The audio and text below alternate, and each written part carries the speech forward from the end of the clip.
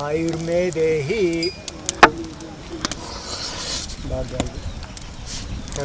ओम वर्चो में देहि ओम मेधा में देहि पाहि पाहि रक्षमां मंत्रहीनं क्रियाहीनं भक्तिहीनं परमेश्वर पूजितं परम ब्रह्म क्षम्यतां तदस्तु मे।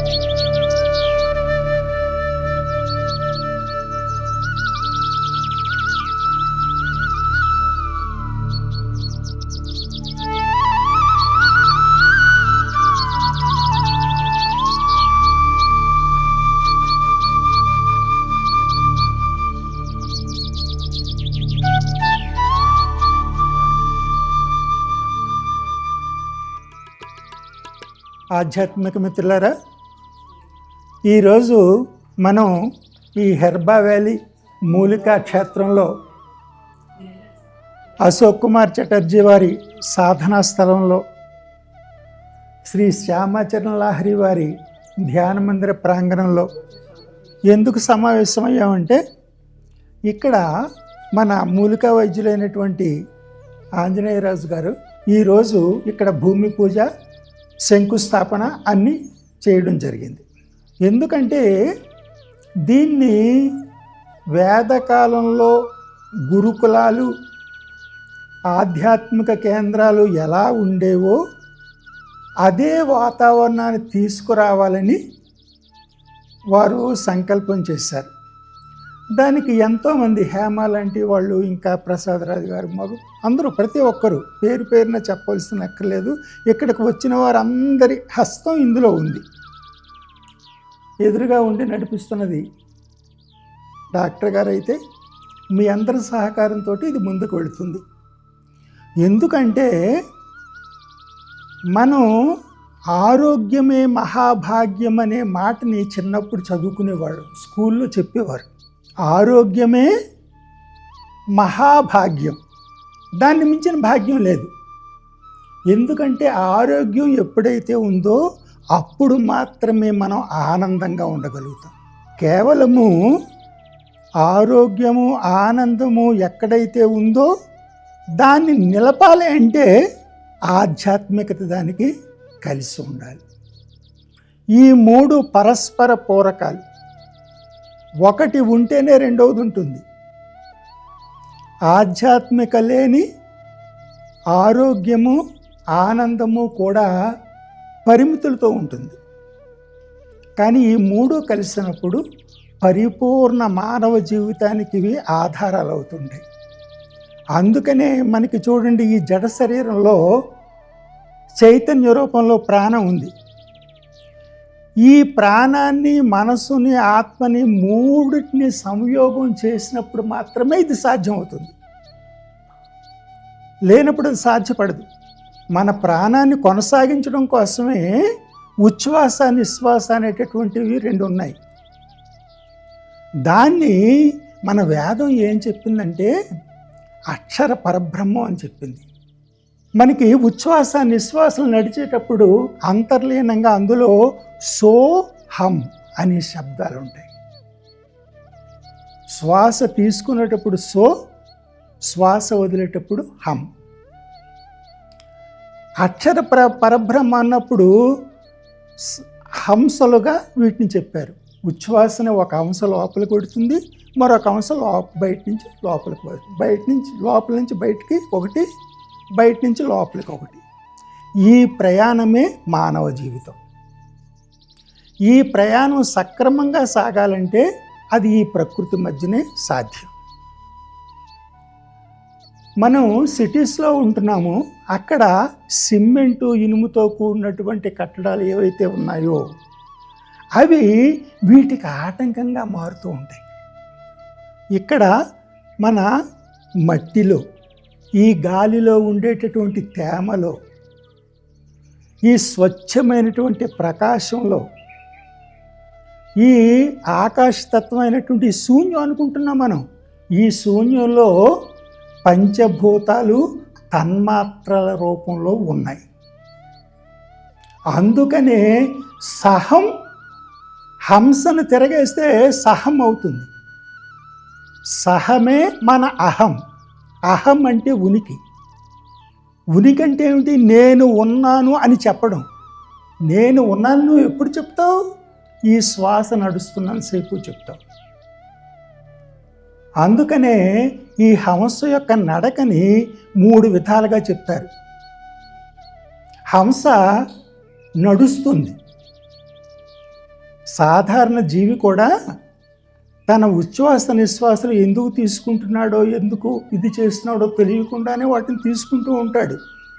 కానీ వాడేమనుకుంటాడు, ఎడా పింగళ రెండిటి ద్వారా శ్వాస తీసుకుంటున్నప్పుడు ఈ శరీరమే నేననే భావంలో ఉంటాడు.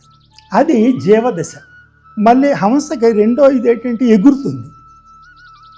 మనం చూడండి, ప్రాణాయామంలో ఎన్ని రకాల పద్ధతులు ఉన్నాయో వాటి ద్వారా మనం ప్రాణాన్ని జయిస్తాం.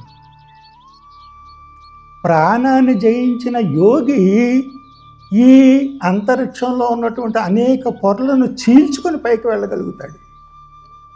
ఆ యోగికి మరుజన్మ ఉండదు.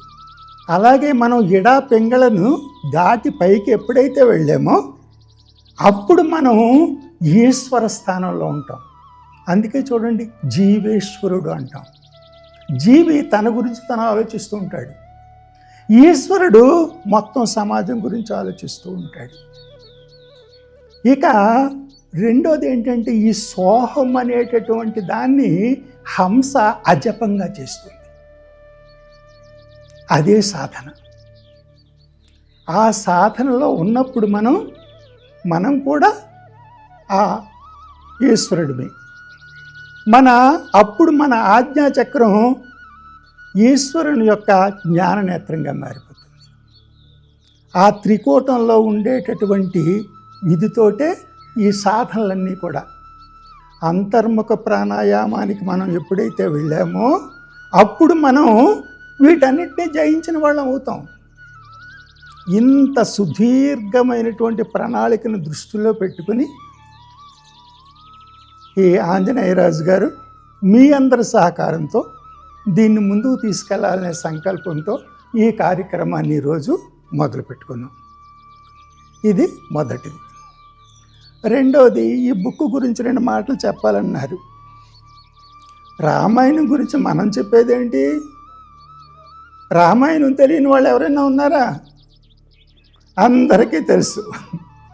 కానీ హిమాలయాల్లో ఉండేటటువంటి గుప్త గుహల్లో ఉన్న మహాత్ములు ఏ సత్యమైనటువంటి మూలాన్ని చెప్పారో వాటిని వివరిస్తూ చెప్పిందే సత్యార్థ రామాయణం. మనం ఏంటంటే, మన భారతీయ సంస్కృతిని ఈనాడు మనం మర్చిపోయాం. విదేశీ మతస్థులు కొద్ది కాలం మన దేశాన్ని పరిపాలించిన సమయంలో మెకాలే విద్యా విధానం ఎప్పుడైతే వచ్చిందో అక్కడి నుంచి మన సంస్కృతి యొక్క మూలాన్ని మర్చిపోయాం మనం. ఆ మూలాన్ని మళ్ళీ గుర్తు చేసుకోవాలని ఆ మహాత్ములు చెప్పినటువంటి మూలంతో సత్యార్థ రామాయణాన్ని మళ్ళీ పరిచయం చేయడం జరిగింది. మీరు ఆ గ్రంథాన్ని చదివి అందులో ఉన్నటువంటి సందేహాలు ఏమన్నా ఉంటే నాతో పోరాడి ఎందుకు ఇలా రాశారు, ఇలా రాయవలసిన అవసరం ఏంటి అని ఎప్పుడైతే మనం తెలుసుకోవాలనే కోరిక ఉంటుందో అప్పుడు మాత్రమే మనం సత్యం వైపు వెళతాం. మన భక్తి కూడా సత్యార్థాన్ని చెప్పేటట్టుగా ఉండాలి. ఎప్పుడైతే సత్యాన్ని తెలుసుకోకుండా మూర్ఖంగా అంధవిశ్వాసంతో మనం ఈ భక్తి మార్గాన్ని అనుసరించినట్లయితే ఆస్తికులు అభద్రతలో కూరుకుపోతారు. అది మహాప్రమాదం దేశానికి. నిజమైనటువంటి సత్య మార్గాన్ని తెలుసుకుని దాన్ని ముందుకు తీసుకెళ్ళినప్పుడు మాత్రమే మనం ఎవరో మనకు తెలుస్తుంది. అందుకోసమే వచ్చింది సత్యార్థ రామాయణం. దాన్ని ఇంకా చక్కగా ముందుకు తీసుకెళ్ళి వలసిన అవసరం ఉంది. ఇక ఈ మందిరం ఎలాగే ఏర్పాటు చేసుకున్నాం అంటే, మనం ఈ అశోక్ కుమార్ చటర్జీ గారు ఈ ప్రాంతంలో కొంతకాలం సాధన చేసుకున్నారు. ఆ సమయంలో మన డాక్టర్ గారిని నేను అక్కడ తూర్పు ప్రాంతంలో ఆ ప్రాంతంలోనేమో నేను ఒక మందిరాన్ని ఏర్పాటు చేసుకున్నాను బాబాది, నువ్వు దక్షిణ ప్రాంతంలో ఒక మందిరాన్ని ఏర్పాటు చేయాలని చెప్పడం, దాంతో దీనికోసం వీరు ప్రయత్నం చేయడం, వారి సహకారంతో ఇది ముందుకు రావడం, ఇది ప్రతిష్ట జరగడం, ఆ తర్వాత నుంచి ఇక్కడ అనూహ్యమైన మార్పులు రావడం జరిగింది. దాంతో దీన్ని ఇంకా ముందుకు తీసుకెళ్లాలనే సత్సంకల్పం వీరిని నడిపించి ఈ బృహత్ కార్యాన్ని వీరు చేపట్టడం జరిగింది. దానికి మీరందరూ కూడా సహకరించినప్పుడు మనం ఏదైతే వేదకాలం నాటి ఏ గురుకులాలని చూస్తున్నామో, వేదకాలం నాటి ఆయుర్వేద వైద్యాన్ని ఎలాగైతే చూస్తున్నామో, మూలికల్ని ఉపయోగించుకొని మనం ఏ విధంగా దాన్ని ఉపయోగించుకొని ఆ మూలంలోకి వెళ్ళి మనం నిజమైనటువంటి ఆరోగ్యాన్ని, ఆనందాన్ని, ఆధ్యాత్మికతని మూడింటిని కలగలిపి ఒక చక్కని జీవన విధానాన్ని అందించాలని వారి యొక్క సంకల్పం. దానికి మీరందరూ సహకరించి ముందుకు తీసుకెళ్లాలని కోరి ప్రార్థిస్తూ హరి ఓం తత్సత్. బాబా కొన్ని 2 విషయాలు మాట్లాడతారు. హరి ఓం గురుదేవ్. హరి ఓం తత్సత్. ఈ సందర్భం ఈరోజు మనకి చిన్నదిగా మామూలుగా అనిపించవచ్చు, కానీ భవిష్యత్తుకి ఒక శుభసూచకంగా భవిష్యత్తులో సాధకులు అవ్వాలి, ఆరోగ్యవంతులు అవ్వాలి. సాధకుడై ఆరోగ్యం లేకపోయినా ప్రమాదమే, ఆరోగ్యం ఉండి సాధన లేకపోతే మహాప్రమాదం. సో ఇటువంటి ఒక వ్యక్తిత్వం అని చెప్పుకుంటాం. అటువంటి వ్యక్తిత్వాన్ని చక్కదిద్దుకుని మంచి భవిష్యత్తుని పొందుతూ తాను పొందటమే కాదు, ఎంతోమందికి తాను అది పంచాలనే లక్ష్యంలో ఉంటారు యోగులు, మహాత్ములు, నిజమైన సత్శిష్యులు, సద్భక్తులు అందరూ కూడా. నేను హిమాలయాలలో 22 సంవత్సరాలకు పైగా ఉంటూ అక్కడ బాబాజీ వారు, సాయినాథ్ మహారాజ్ వారు వారందరి కృపతో అక్కడ నివసిస్తూ ఉన్నాను. ఆ బాబాజీ గుహ దగ్గర ఎక్కడైతే లాహిరి మహాశయులు బాబాజీని కలుసుకున్నారో, ఇద్దరి కలయికకు ఒక వేదికగా ఉన్న ఆ ఉత్తరాఖండ్లో ఆల్మోడా డిస్ట్రిక్ట్లో కూకుచిన్ అనే గ్రామం దగ్గర ఉన్న గుహ దగ్గర వారిద్దరూ కలుసుకోవటం, వారు ముందు వేల సంవత్సరాలకి అవసరమైన ఒక సాధనా క్రియకి అక్కడ వాళ్ళు అంకురార్పణం చేసి బాబాజీ గారు వీరిని ఎంచుకుని పిలుచుకుని అసలు వీరికి ఆ ప్రాంతము తెలియదు, అవేమీ తెలియని పరిస్థితిలో వీరిని ఆకాశవాణిగా మరొక రకంగా వారు పిలుస్తూ అక్కడికి రప్పించుకున్నారు. ఇక అక్కడ వారిద్దరికి కలయిక జరిగింది. ఇంకా అక్కడి నుంచి ప్రపంచానికి ఒక అద్భుతమైన సాధన, క్రియా సాధన ఇవన్నీ దొరికాయి. అందుకని క్రియాయోగము, యోగ క్రియలు 2 రకాలుగా ఉంటాయి. ఇక్కడ బాబాజీ సంకల్పం వీరికి ఇచ్చింది క్రియాయోగం. అంటే జన్మించిన మనిషి కర్మలు చేయాల్సిందే. ప్రతి కర్మను కర్మ అంటే క్రియ, యాక్షన్, ప్రతి క్రియను కూడా యోగంగా మార్చుకుంటూ జీవిస్తేనే మానవ జన్మకి అది సఫలత దొరుకుతుంది. అటువంటి లక్ష్యంతో ప్రతి మనిషిలో లోపల మనకి ఒక శ్వాసక్రియ జరుగుతోంది. అది ఆగిందంటే ఇక శవం కింద లెక్క. సో ఏ శ్వాస అయితే ప్రాణశక్తితో ప్రాణక్రియగా జరుగుతుందో ఆ శ్వాసను ఆధారం చేసుకుని బాబాజీ వారు తన సంకల్పాన్ని జోడించి కేవలం లాహిరి మహాశయులకి ఒక ప్రణాళికబద్ధంగా వారిని సెలెక్ట్ చేసుకుని పిలిపించుకుని ఇచ్చారు. ఆ హిమాలయ పరంపర నుంచి మొత్తం వేల సంవత్సరాల నుంచి ఉన్న, కృష్ణుడి కాలం నుంచి ఉన్న ఆ శ్వాస ఆధారంగా జరిగే ఒక ఆధ్యాత్మిక ప్రక్రియలు మొత్తం ఒక సారంగా చేసి వీరికి అందించేశారు బాబాజీ గారు. ఎప్పుడైనా సరే ఒక గురు పరంపర వచ్చే ముందు ఒక శిష్యుడు ఎవరో ఒకరు వ్యక్తిని పంపుతారు వారికి మారుగా చెప్పాలంటే. అలాగా లాహిరి గారు వీరిని పంపించదలుచుకున్నారు. వీరికి దగ్గరగా ఉన్న మన వారు అశోక్ కుమార్ గారు, చటర్జీ గారు, వారు ముందొచ్చి ఈ స్థానం ఆయన ఎంచుకుంటే ఈయన పాత్ర వహించారు. ఇప్పుడు అశోక్ కుమార్ చటర్జీ గారు ఎంచుకుంటే ఆంజనేయ రాజు గారు పాత్ర వహిస్తున్నారు. ఇలాగ ఈ పరంపరలు సాగుతూ ఉంటాయి, పరంపరలు ఆగేవి కాదు. అందుకనే ఎవరికి వాళ్ళు మన్మాని అంటారు, ఎవరికి వాళ్ళు నిర్ణయించుకునేవి కాదు. ఇది మేమంతా కూడా ఆ పూర్వజన్మ సుకృతం అనండి, ఆ గురువుల చరణాలు పట్టుకుని ఆ పరంపరలోకి అడుగుపెట్టి పరంపరలో పాత్ర వహిస్తూ ఈరోజు ఈ సందర్భంలో నేను కూడా ఇక్కడ ఉండటం, పిలుపు రావటం, ఆఖరి నిమిషంలో రావటం, మన సంకల్పాలు వాళ్ళ సంకల్పాలు. ఒక్క నిమిషం లేట్ అయితే అది ఏదో అయ్యేది, ఒక్క నిమిషం ముందొచ్చి ఉంటే ఇంకోటి అయ్యేది. అలా కాకుండా సరిగ్గా ఇంక దుంకు లోపలికి అని చెప్పి నిత్యం రెడీ చేసి దుంకమన్నారు. నా పరంగా ఒక గొప్ప లీల అయింది వేళ. ఇంతకుముందు కూడా వచ్చి కూర్చున్నాం, అక్కడ ఒక రాత్రి గడిపాం పౌర్ణమి సమయంలో. చాలా చక్కటి స్థానం ఇది. ఒకరి కోసం కాదు, ఇద్దరి కోసం కాదు, ఒక తరం, క్రియాయోగ తరం, సాధకుల కుటుంబం ఇక్కడ అభివృద్ధి చెందుతూ ఉంటుంది. కనుక యథాశక్తిగా ప్రతి ఒక్కరూ తన్ మన్ ధన్ అంటారే, శారీరకంగా ఇచ్చేది ఇవ్వాలి, సేవగా మనసు ద్వారా సాధనా శక్తిని, మనోశక్తిని అందించాలి. ఒకవేళ సంపద ఇచ్చుంటే అది నీ కోసం కాదు సుమా, నువ్వు పంచుకుంటేనే పెరుగుతుంది. ఇలాంటి కార్యాల్లో ఇచ్చుకోవటం, ఈ రకంగా త్రికరణ శుద్ధిగా మనం వెళ్ళాలి. కనుక మనం ఈరోజు ఒక గొప్ప భవిష్యత్తుకి, ఎంతోమందికి భవిష్యత్తుకి, ఆధ్యాత్మిక ఒక పరంపరకి ఒక మెట్టుగా పడే సందర్భంలో మేమందరం, దత్తపాదానంద గారు నేను చాలా మంచి మిత్రులం, చాలా సంవత్సరాల నుంచి ఇద్దరం. మళ్ళీ మా ఇద్దరిని ఏదో 2 చేతులుగా మా ఇద్దరిని లాక్కొచ్చి అటు ఇటు నిలబెట్టారు వీరు. అదే లారీ బాబా గారు. కాబట్టి మేము ఆల్రెడీ సరెండర్ అయిపోయి ఉన్నాం. నువ్వు ఏం చేయించుకుంటే అదే నువ్వు చేయించుకున్నదే జరుగుతోంది, మేము శూన్యం అయిపోయామని చెప్పుకున్నాం. ఆ సన్యాస ధర్మంలోకి వచ్చినప్పుడే ఈరోజు ఈ పాత్ర ఇచ్చి ఇక్కడ పిలిపించారు. మీ అందరికీ కూడా ఆయురారోగ్యాలు ప్రసాదించేలాగా ఎవరిది వాళ్ళే స్వయం కృషితో పొందాలి, కానీ ఎవరో తీసిచ్చేది కాదు. ఆరోగ్యం కానీ ఆధ్యాత్మిక శక్తి కానీ ఎవరు ఇచ్చేది కాదండి. ఎవరికి వారు స్వయం కృషితో సంపాదించుకోవాల్సిందే, పొందాల్సిందే. అలాగా మనం అందరం ఒక విధిలో ఉన్నాం కనుక మార్గంలో ఈ స్థానాన్ని మనం అందరం ఉపయోగించుకుంటూ వారి కృపను మనం అందరం పొందుదాం, అందరికీ పంచుతూ వెళదాం. హరి ఓం గురుదేవ్, హరి ఓం తస్సత్. శ్రీ దత్తపాదానంద స్వామి గారికి, అదేవిధంగా వేదానంద గారికి స్వామీజీ కోరిన వెంటనే ఇక్కడికి వచ్చి మా కోరికని మన్నించి ఇవాళ ఈ సత్కార్యం నా చేత జరిపించి చేయించినందుకు ధన్యవాదాలండి ఇద్దరికి.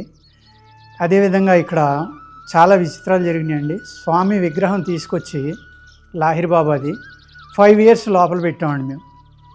దత్తపాదానంద గారు, స్వామి ఒక 4 రోజుల్లో అక్షయ తృతీయ ఉంది, పెట్టేద్దామా విగ్రహం అన్నారు. కానీ స్వామి మీ చేత పెట్టించుకోవడానికి 5 ఏళ్ళు ఆయన లోపల ఉన్నట్టున్నారు అన్నానండి. 4 రోజుల్లోనే ఈ మండపం కట్టడం, లోపల ఇవన్నీ ఏర్పాటు చేయడం, అలాగే స్వామి చేత విగ్రహ ప్రతిష్ఠ చేయించడం జరిగిందండి. ఈరోజు మళ్ళీ అదే శుక్రవారం, ఆల్మోస్ట్ అప్పుడు శుక్రవారం చేసామండి, ఇప్పుడు శుక్రవారం చేస్తున్నామండి. మళ్ళీ ఆయన చేతుల మీదుగానే ఇవాళ భూమి పూజ జరగటం, నా కోరికను మన్నించి వేదానంద స్వామి కూడా ఈ సమయానికి వచ్చి ఇక్కడ నన్ను దీవించడం, ఇక్కడ మీ అందరికీ ఒక మంచి సందేశాన్ని ఇవ్వడం. ఆరోగ్యం, భక్తి, సాధన. ఆరోగ్యం ఉంటేనే సాధన చేయగలమండి. కూర్చోలేకుండా నుంచోలేకుండా ఆరోగ్యాన్ని పాడు చేసుకుంటే సాధన చేసుకోవడం అనేది జరగదు. కాబట్టి ఇక్కడ ధర్మం, సనాతన ధర్మం, ఆరోగ్యం, విద్య అన్నీ దొరకడం కోసం మనం ఇక్కడ ఈ మండపాన్ని కానీ ఈ మందిరాన్ని కానీ ఇవన్నీ కట్టడం జరుగుతుంది. నేను చాలా చిన్నవాడిని.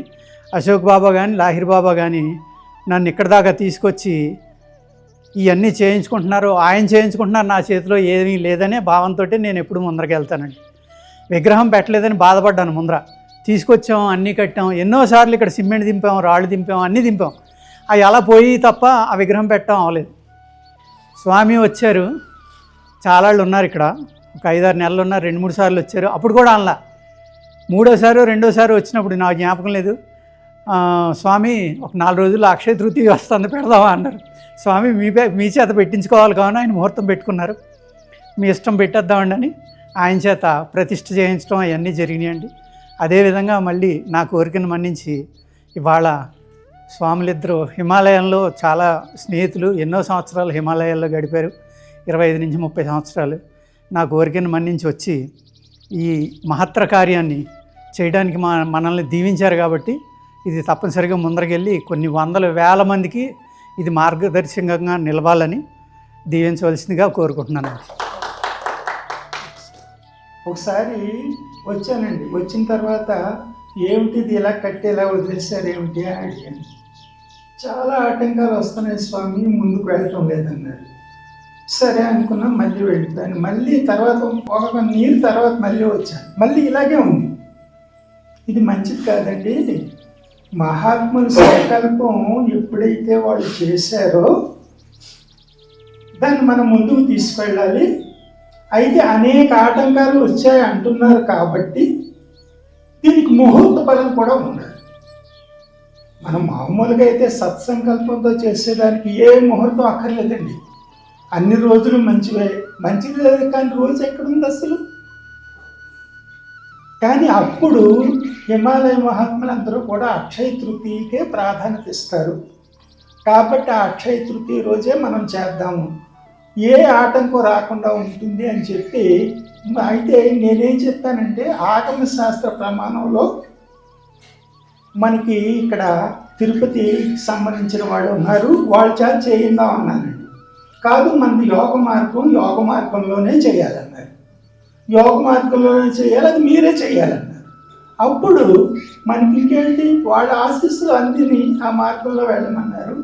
అప్పుడు దీని ప్రాణ ప్రతిష్ఠ అది చాలా ఎంత శాస్త్రోక్తంగా చేస్తామంటే అండి 3 రోజులు ప్రాణ ప్రతిష్ఠ చేయడం, దానికి సంబంధించిన అన్ని రకాలైనటువంటి విధానాలు చేయడం 3 రోజులు అద్భుతంగా చేశాం. ఇది కనిపించింది.